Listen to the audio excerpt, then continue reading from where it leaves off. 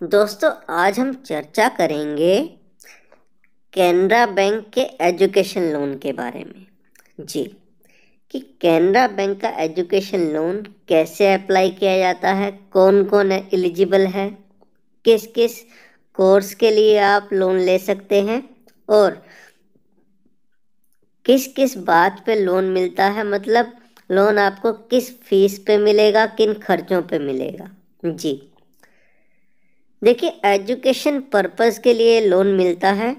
आप education engineering में करिए, डॉक्टर में करिए, होटल मैनेजमेंट में करिए, कंप्यूटर साइंस में करिए, किसी भी कोर्स के लिए जो गवर्नमेंट ऑफ इंडिया ने अप्रूव्ड कोर्सेज हैं यूजीसी के, या जो भी गवर्नमेंट एआईसीटीई की या जो यूनिवर्सिटीज़ हैं यूजीसी के या गवर्नमेंट अप्रूव्ड जो भी कोर्सेज हैं, वो सब के लिए आप लोन ले सकते हैं।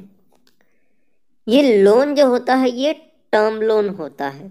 जी, ईएमआई में आपको चुकाना होता है ये टर्म लोन।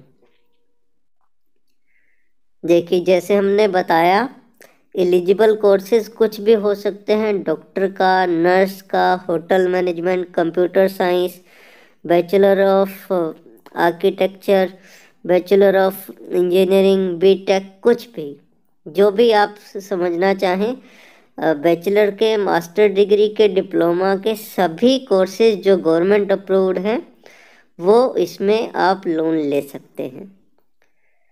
को बोरोवर, देखिए, क्योंकि बच्चा खुद तो इसमें अभी कमा नहीं रहा है कुछ भी, तो पेरेंट्स को, फादर या मदर को इसमें को बोरोवर बनना पड़ता है। जी, पर इसमें ध्यान देने योग्य बात यह है कि अगर माता पिता नहीं कमा रहे हैं, जी, अगर कमा नहीं रहे हैं, फिर भी वो बच्चे के साथ जुड़ के लोन ले सकते हैं।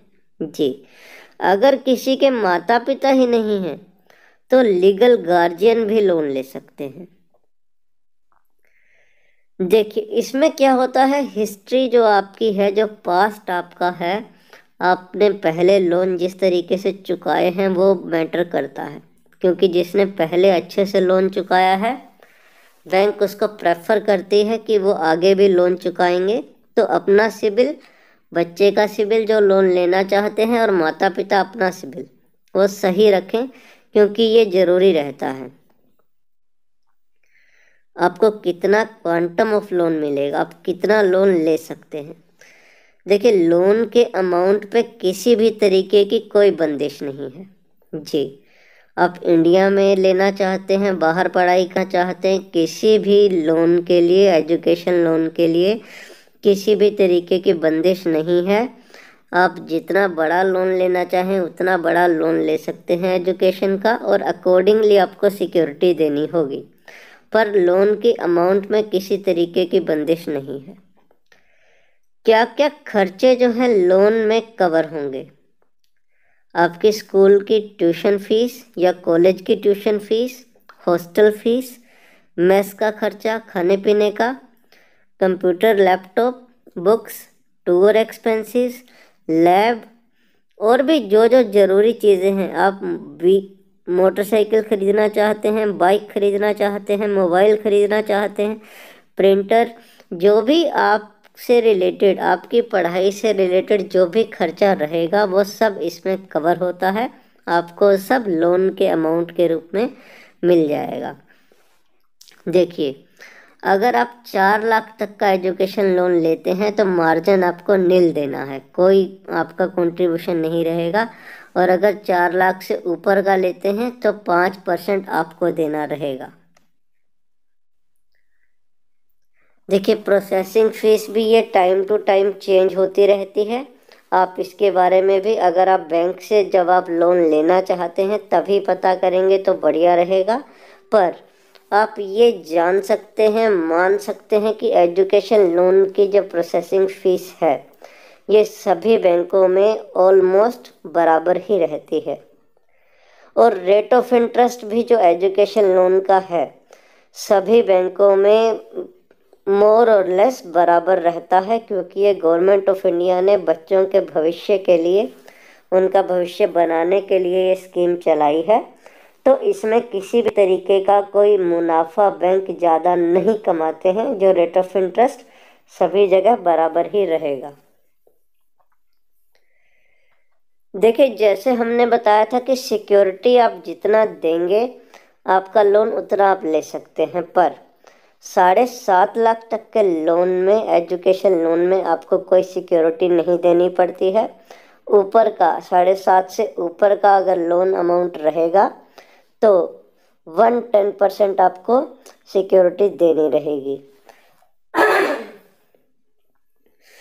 फिर आप आ जाइए इंटरेस्ट सब्सिडी के बारे में। देखिए, जो आप लोन लेते हैं एजुकेशन में, उस पर गवर्नमेंट ने आपको सब्सिडी भी देने का जो है प्रावधान रखा है, पर सब्सिडी की कंडीशन है, वो ये कंडीशन है कि आपके पेरेंट्स की इनकम, सालाना इनकम 4.5 लाख से कम होनी चाहिए, और आपका जो लोन अमाउंट है, जो आप लोन ले रहे हैं, वो भी 7.5 लाख से कम होना चाहिए जी। तभी आपको इंटरेस्ट सब्सिडी में फ़ायदा मिलेगा, और इंटरेस्ट का जो पोर्शन है आपका कुछ हद तक, काफ़ी हद तक वो इंटरेस्ट सब्सिडी आपकी आ जाएगी, और इंटरेस्ट का आपको बर्डन कम से कम पड़ेगा। स्टूडेंट्स को कौन कौन से कागज़ इसमें बैंक को देने होंगे? Application form, passport size photographs, pan card, Aadhaar card, admission letter और statement of cost of study. आपको कौन कौन सा स्टडी आपका जो आप करना चाहते हैं, वो आपका फीस कितनी रहेगी, वो सब, और आपका 10th का और 12th का मार्कशीट वगैरह। पेरेंट्स के भी वही सेम। ITR अगर नहीं है तब भी कोई बात नहीं है, बिजनेस प्रूफ नहीं है तब भी कोई बात नहीं है, क्योंकि ये एजुकेशन लोन है, इसमें पेरेंट्स की इनकम का ज़्यादा महत्व नहीं रहता है। स्टैंप ड्यूटी आपको हर एक स्टेट में अलग अलग रहती है, तो इसमें आपको 400 या 500 रुपये का स्टैंप ड्यूटी पड़ेगा, तो ज़्यादा डिस्कशन वाली बात नहीं है। लोन का जो अमाउंट है वो सीधा बैंकर्स चेक, मतलब पे ऑर्डर, DD या डायरेक्टली टू कॉलेज अकाउंट, सीधा उनके अकाउंट में NEFT, RTGS के थ्रू दिया जाता है। कस्टमर को, स्टूडेंट को नहीं दिया जाता है। रीइंबर्समेंट बेसिस, मतलब कस्टमर ने पहले, स्टूडेंट ने पहले, या स्टूडेंट के माता पिता ने पहले अपनी पॉकेट से स्कूल की फ़ीस भर दी, बाद में उनको लगता है कि ये पैसा हमें नहीं देना चाहिए था, हम लोन लेना चाहते हैं, आगे फ्यूचर में तंगी हो जाएगी, तो उसको रीइंबर्समेंट कहते हैं, पैसा वापस लेना कहते हैं। तो लोन के रूप में पैसा वापस ले सकते हैं। देखिए, जनरली आपका जो लोन का रिपेमेंट है, मतलब लोन अब कैसे चुकाएंगे, कोर्स के ख़त्म होने के 6 महीने बाद अगर आपकी जॉब लग जाती है तो आप EMI चुकाना स्टार्ट कर दें, और नहीं तो अगर जॉब नहीं लगती है तो 12 महीने बाद। पर टोटल जो EMI है मैक्सिमम है 15 साल की आपको EMI चुकानी होती है। कोर्स के दौरान केवल ब्याज ही आपको चुकाना रहता है, तभी आप इंटरेस्ट का फ़ायदा, इंटरेस्ट सब्सिडी का फ़ायदा उठा सकते हैं। देखिए, आजकल के समय में विद्या लक्ष्मी पोर्टल ही एक ऐसा माध्यम है जिसके थ्रू बैंक्स और गवर्नमेंट आपके लोन की एप्लीकेशन को ट्रैक कर सकती है जी। तो इसीलिए आप विद्या लक्ष्मी पोर्टल के थ्रू अप्लाई करिए, आपकी एप्लीकेशन जल्दी प्रोसेस में आएगी और उसका रिकॉर्ड भी रहेगा। स्टूडेंट को पर्सनल इंश्योरेंस भी जरूर कराना चाहिए जी। थोड़ा सा पैसा बचा के हम भविष्य के साथ नहीं खेल सकते, क्योंकि अनहोनी घटना बताकर नहीं आती है, इसीलिए पर्सनल इंश्योरेंस भी आपको कराकर चलना चाहिए, क्योंकि ये भी लोन में कवर हो जाता है। ये सारी जानकारी कैनरा बैंक की साइट से आपको मिल जाएगी, आप वहाँ से अच्छे से आप जानकारी को कंफर्म भी कर सकते हैं। उम्मीद करते हैं ये आपको वीडियो अच्छी लगी होगी। अपने मित्रों के साथ इसको ज़रूर शेयर करिए, अपने व्हाट्सएप ग्रुप में भी ज़रूर शेयर करिए, और हमारे चैनल को ज़रूर सब्सक्राइब करिए, क्योंकि हम इसमें बैंकिंग से रिलेटेड, लोन से रिलेटेड सारी इन्फॉर्मेशन आपको मिलती है। Thank you.